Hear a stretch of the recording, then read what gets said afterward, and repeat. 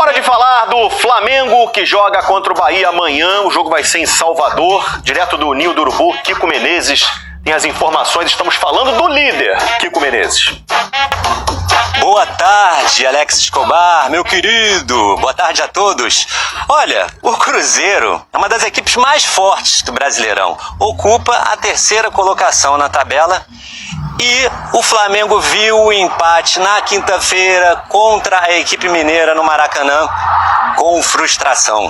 E mais, vê o Palmeiras, segundo colocado na tabela, se aproximando perigosamente. Agora são apenas 3 pontos de diferença para o líder. E lembrando que o Palmeiras tem um jogo a menos ainda que o Flamengo no Campeonato Brasileiro. Hoje de manhã teve treino aqui no CT Ninho do Urubu. O único treino antes da partida de amanhã contra o Bahia, na Fonte Nova, jogo fora de casa, 6h30 da tarde. Mais um compromisso dificílimo para o Flamengo. Bahia é o 6º colocado do Brasileirão. E daqui a pouquinho o time parte do Ninho do Urubu em direção a Salvador. Local da partida, Alex. Pois é, e tem desfalques para esse jogo, né, Kiko? Léo Pereira e Alexandro estão fora. Os 2 jogadores receberam o 3º cartão amarelo na partida contra o Cruzeiro e precisam cumprir suspensão automática. Devem ser substituídos pelo Danilo e pelo Ayrton Lucas. E mais, por conta do pouco espaço entre as 2 partidas do Cruzeiro e do Bahia, o técnico Felipe Luiz deve poupar alguns titulares por questões físicas, Alex, dando oportunidade principalmente para jogadores que atuam do meio campo para frente, que vêm da reserva. E aí é uma oportunidade para jogadores como De La Cruz, Carrascal, Luiz Araújo, Cebolinha ganharem mais minutagem no time titular. Jogadores, Alex, que quando vêm do banco de reservas, por muitas vezes fazem a diferença no time do Flamengo. Kiko Menezes, competente todas as vezes. Um abraço para você, querido Kiko, conhece há um tempão.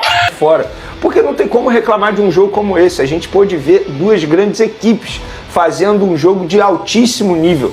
E é assim, com todo respeito, Fernandinha, o rubro-negro que está dizendo que foi frustrante não conhece o adversário, não estudou o Cruzeiro, não sabe como o Cruzeiro joga. Antes de falar do Flamengo, a gente precisa analisar que do outro lado tem um adversário. Estamos falando de um dos melhores times do Campeonato Brasileiro, é uma equipe extremamente difícil de você jogar contra. E a gente pôde ver ontem como é difícil jogar contra. E o Flamengo não fez um jogo ruim, o Cruzeiro não fez um jogo ruim, muito pelo contrário, a gente viu a exibição de 2 grandes equipes. Plano de jogo, como a gente gosta de dizer aqui, do Felipe Luiz sendo muito bem montado, o Leonardo Jardim também montando muito bem a equipe dele, então não tem como reclamar. Assim, todo mundo tem a sua opinião, eu vou aceitar, eu vou respeitar a opinião de todo mundo, mas a minha opinião é, eu não acho que não foi nem um pouco frustrante. Frustrante para quem não viu o gol, mas tudo bem, só faltou isso de fato nessa partida, que foi uma grande partida dentro do Maracanã, com recorde de público. Então assim, Fernandinha, te respondendo, eu estou extremamente feliz pelo que eu vi, como torcedor e como jornalista, porque a gente pôde ver, acompanhar uma das melhores partidas desse Campeonato Brasileiro. Então, levando em consideração o resultado, talvez o resultado tenha sido pior para o Cruzeiro, no ponto de vista da tabela, brigando por título. Agora, no plano de jogo, talvez o Leonardo Jardim tenha se saído melhor que o próprio Felipe Luiz. A gente pode debater aqui algumas decisões do Felipe Luiz. A escalação não foi errada. Eu vi muita gente criticando a escalação, deixando Pedro e até mesmo ele colocou o Bruno... Plata no ataque. Ele botou Plata no ataque e botou o Carrascal no time titular, na vaga do Pedro, até mesmo do Bruno Henrique. O plano de jogo deu certo, mas em determinado momento não estava dando mais certo. E aí eu acho que o Felipe Luiz demorou a fazer alterações na equipe. E quando fez as alterações, eu acho que ele errou. Porque ele botou o Bruno Henrique não centralizado, botou como ponta, poderia ter botado o Luiz Araújo e demorou a colocar o Pedro. O Pedro foi entrar nos minutos finais, se eu não me engano, 35 minutos do segundo tempo. Então, assim, acho que o Felipe Luiz ele poderia ter feito alterações mais rápido e alterações diferentes. Mas ele entende muito mais de futebol do que eu. E é muito fácil eu analisar agora pós-partida. Mas, de maneira geral, foi uma partidaça que a gente pôde ver no Maracanã. Para mim, o melhor em campo foi o Matheus Pereira. Jogou muito futebol. A gente pôde ver uma arte de futebol do Matheus Pereira. Jogou muita bola. Também do outro lado, do lado do Flamengo, gostei bastante do Rossi, fez grandes defesas, justiça seja feita, fez uma defesaça. Gostei do Saúl, gostei do Jorginho, gostei do Arrascaeta, que jogou um pouquinho mais adiantado. Muita gente falando assim, ele jogou como meia. Não, acho que o Arrascaeta jogou muito mais como atacante na partida de ontem e o Carrascal fazendo um pouquinho mais de meia. Então, assim, é para o torcedor rubro-negro ficar feliz, porque o Flamengo continua líder do Campeonato Brasileiro, tem a melhor defesa, melhor ataque, tá tudo normal. O problema foi ter perdido pontos pro Grêmio dentro do Maracanã. Dificilmente eu não entendo o que o Felipe Luiz fala. Dificilmente. Eu consigo compreender, posso concordar, discordar. Na maioria das vezes eu concordo, porque eu gosto muito da leitura dele de jogo de futebol, do que ele entende de futebol. Mas de forma geral, cara, não tem tempestade, não tem terra arrasada. Realmente a gente foi privilegiado de assistir um belíssimo jogo no Maracanã com dois treinadores, um que é europeu e outro com a cultura totalmente europeia, que inclusive na coletiva ontem ele repetiu uma coisa que eu considero uma virtude, que é: eu copio mesmo. Se eu tiver que copiar o que é bom lá fora, eu vou copiar e, obviamente, trazer isso para nossa realidade. Então, quando você olha a partida, o que eu falei ontem aqui? Se o Flamengo quiser causar dificuldades para o Cruzeiro, tem que fazer um gol logo no início. Se não fizer um gol no início, o Cruzeiro vai ficar confortável com o estilo de jogo dele, que é o quê?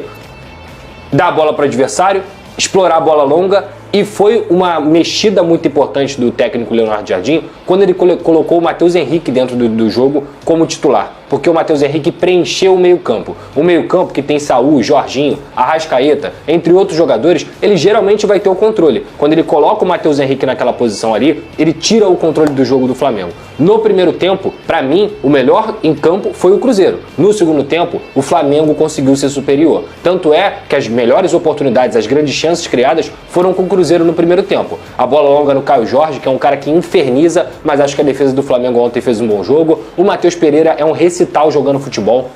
O Vini até citou que o Arrascaeta jogou mais próximo do ataque. Na verdade, Vini, se a gente for reparar, o Arrascaeta 2025, ele joga mais próximo do ataque. Ele é quase um segundo atacante. Ele é quase esse cara que joga ali ao lado. É porque ontem ele foi esse segundo atacante. Não foi quase, ele foi o segundo atacante. E o Matheus Pereira não, ele é um cara que volta para poder dar dinâmica. O Matheus Pereira é o cara que influencia no jogo. Não tô falando quem é melhor, quem é pior, tô falando sobre característica de jogo. Eu acho que o Cruzeiro se beneficiou mais disso, com esse meio campo povoado, conseguiu ser melhor no primeiro tempo pelo belo trabalho do Leonardo Jardim. No segundo tempo, eu vi um Flamengo melhor na partida, finalizou mais, criou mais oportunidades, obrigou o Cássio a fazer duas defesas absurdas, tanto com a cabeçada do Sabolinho, depois com o pé também ele pega uma cara a cara com o Plata. Enfim, eu acho que o Cássio também tá ali para isso, é um cara que brilha há muito tempo dentro do futebol brasileiro, e o flamenguista não tem que sair derrotado, não tem que sair triste, não tem que sair nada. Uma coisa muito interessante que o Vene citou é: não conhece o Cruzeiro. A coisa que mais me deixa triste no futebol hoje em dia é gente que só assiste o próprio time. E quando você assiste só o próprio time, a sua régua de cobrança ela vai ser completamente distorcida da realidade. Porque você não está assistindo o que os outros fazem. Você não está assistindo a dificuldade que é e quão bem treinado é um Cruzeiro da vida, é um Palmeiras e outras equipes que eu poderia citar aqui. Então o Cruzeiro ontem, ele demonstrou o que vinha demonstrando no campeonato inteiro, que é um jogo de encaixe sem a bola. Como o Flamengo não conseguiu abrir o placar, fez um primeiro tempo abaixo do que eu esperava naquele momento, o Cruzeiro conseguiu se aproveitar. No segundo tempo o jogo virou. Tanto é que o Flamengo conseguiu ficar com um a mais, não conseguiu aproveitar, mas isso mostra que o Flamengo tinha mais volume, tinha mais pressão e pra mim fez um bom jogo no segundo tempo. Ah, não aconteceu o gol. Cara, tantas coisas positivas pra gente tirar dessa situação, tantas coisas positivas pra gente tirar do nível do futebol brasileiro, como a gente se encontra num nível ótimo e a gente vê isso transparecido em Cruzeiro e Flamengo, que eu acho que a gente só tem que, entre aspas, comemorar como um amante do futebol, porque foi um grande jogo no Maracanã. Por exemplo, de qualidade de jogo, esse jogo foi melhor de assistir do que o 8-0 do Flamengo em cima do Vitória. Claro. Entende? De qualidade de você sentar à frente à TV e falar assim: nossa, vou assistir um bom futebol. Esse jogo foi muito melhor que o 8-0. Esse jogo foi muito melhor, por exemplo, que o Palmeiras 3-0 em cima do Vasco. Então assim, não adianta o torcedor achar que o jogo não foi bom porque não teve gol. Ou porque o resultado foi ruim, porque não teve gol, o Flamengo empatou dentro de casa. Não, gente, o resultado foi justo. Eu e Pedroso comentamos aqui, o Cruzeiro fez uma baita partida no primeiro tempo, foi melhor, concordo também. No segundo tempo acho que o Flamengo foi melhor. Resultado extremamente justo, empate extremamente justo. Entendo a frustração de não ter visto o gol. Agora, a frustração por empate em cima com o Cruzeiro, não tem como a gente levar isso em consideração. Gente, o Cruzeiro hoje é um baita time. E a gente citou aqui o Felipe Luiz, tem que citar também o Leonardo Jardim. É um cara que conhece muito futebol. Ontem assisti a entrevista coletiva dele, ele é igual o Felipe Luiz, fala de tática e tudo que ele falou é verdade. O Cruzeiro conseguiu 4 pontos em cima do Flamengo no Campeonato Brasileiro. Qual equipe vai conseguir isso? Talvez o Santos, se vencer ou empatar novamente com o Flamengo, enfim, é muito difícil você também tirar ponto do Flamengo. Então, mérito do Cruzeiro, mérito do Flamengo, e o torcedor, seja do Flamengo, seja do Cruzeiro, tem que ficar muito feliz porque viu um grande jogo do Campeonato Brasileiro. E se você for olhar pela ótica do quão difícil é, se eu fosse um torcedor do Flamengo ou do Cruzeiro e eu tivesse ido ao Maracanã ontem, eu estaria satisfeito. Talvez pode estar chateado porque queria ganhar, todo mundo quer ganhar, mas não pode estar frustrado, porque assim, a frustração ela vem de uma expectativa, e não pode achar que vai sempre achar que vai vencer, ninguém vence sempre. Certíssimo, gente, o nível de intensidade que tava o jogo, se você coloca um jogador mais lento, que é o caso do Pedro, que é um cracaço, gente, eu já falei isso aqui 1000 vezes, o Pedro como camisa 9 é um absurdo de jogador, ele é um craque. A gente já viu isso aí durante os últimos anos. Mas existem determinados jogos em que se você pedir uma exigência física do Pedro, ele não vai te entregar. Ele não vai te entregar o que é necessário para fazer o trabalho sem bola. Ele não vai te entregar a velocidade em profundidade para você pegar um facão, para você pegar uma bola. Então ele colocar o Pedro aos 35 minutos quer dizer o quê? Opa, eu acho que agora o jogo equilibrou, o Flamengo ficou com um a mais naquele momento também, eu vou colocar o meu centroavante, porque pode ter uma bola aérea, inclusive o Rodrigo Caio orienta o Pedro na beira de campo por conta da bola aérea, e eu preciso aqui do meu 9, porque se sobrar uma bolinha, ele vai cravar. Só que pro jogo inteiro, o Flamengo, se coloca o Pedro desde o início, na minha humilde visão, o Flamengo teria mais chance de perder ainda mais o controle do jogo. Sim. Porque seria -1 no setor defensivo, na fase defensiva, para poder ajudar e conseguir conter o Cruzeiro. Cara, a partida que o Fabrício Bruno fez ontem é um negócio absurdo, pô. O Djalma também é muito bom jogador, você tem o Lucas Silva, você tem o Romero, é um time muito qualificado, isso para não citar os principais jogadores, e tem um ponto, Pedrosa, ontem o Felipe Luiz na coletiva, ele mencionou um ponto que isso precisa também ser levado em consideração. Ele falou, o Cruzeiro é o time que mais joga em linha alta do Campeonato Brasileiro. Por isso ele escolheu 4. Exatamente, ou seja, isso exige demais dos atacantes. Então eu não acho que ele tenha errado ao não começar com o Felipe Luiz. Eu só acho... Pedro. Com o Pedro, exatamente. Eu só acho que ele demorou a colocar o Pedro. E quando ele colocou o Pedro, ele tirou os dois meias, o Arrascaeta e o Carrascal. E aí fica muito difícil a bola chegar. Mas ele também justificou isso, que foi cansaço físico. Então não dá para criticá-lo, tanto é que eu não comentei aqui em relação a isso. Agora, tem um ponto que aí eu concordo com muitos torcedores do Flamengo em relação à preocupação. O Flamengo não joga bem há muito tempo.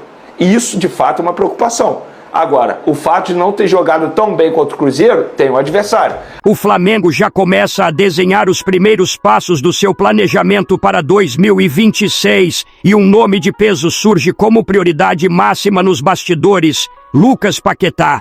Revelado no Ninho do Urubu e ídolo da torcida desde cedo, o meia pode estar muito perto de viver uma volta triunfal ao clube que o projetou para o mundo. A diretoria rubro-negra entende que chegou a hora de buscar um reforço capaz de mudar o patamar da equipe, alguém que chegue para ser protagonista dentro de campo e também fora dele.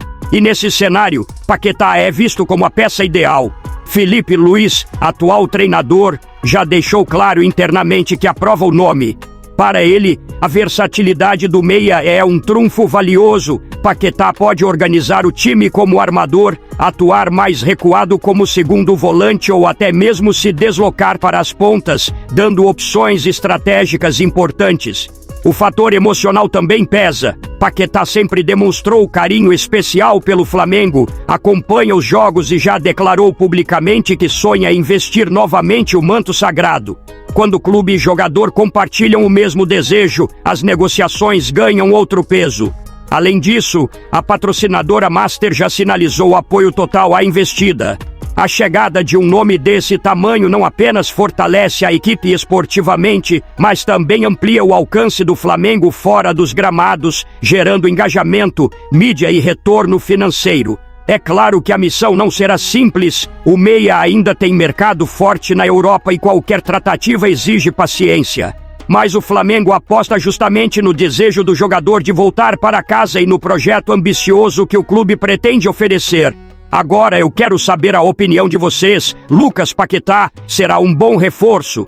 Sim ou não? Deixe sua opinião no comentário. Não esqueça de curtir o vídeo e inscreva-se no canal para não perder nada do Flamengo. Até a próxima e saudações rubro-negras.